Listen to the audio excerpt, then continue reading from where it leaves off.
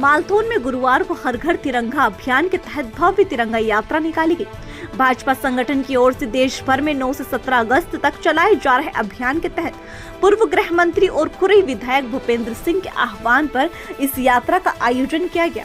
दोपहर 12 बजे bus stand से शुरू हुई तिरंगा यात्रा का नेतृत्व युवा नेता अविराज सिंह ने किया। तिरंगा हाथों में लेकर बड़ी संख्या में युवा, छात्र छात्राएं, जनप्रतिनिधि और नगरवासी यात्रा में शामिल हुए।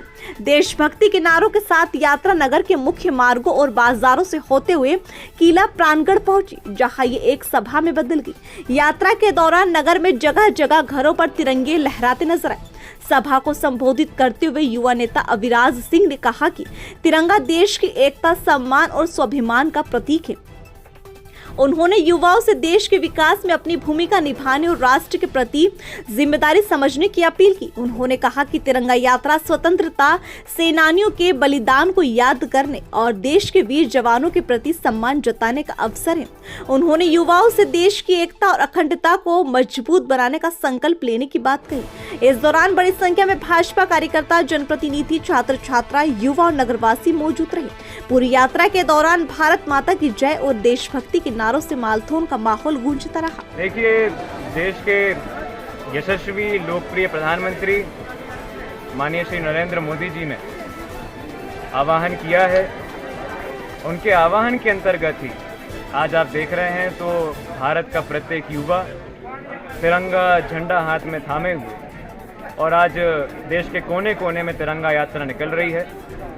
भारत का हर युवा तिरंगे के सम्मान को और आगे बढ़ाने के लिए, स्वाभिमान को बढ़ाने के लिए और तिरंगे पर गर्व की अनुभूति करते हुए आज भारत का युवा तिरंगा यात्रा निकाल रहा है।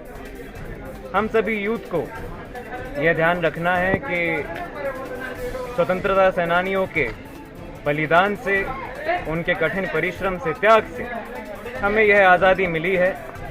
इस आज़ादी को हमें, ये एक जिम्मेदारी है, आज़ादी एक जिम्मेदारी है।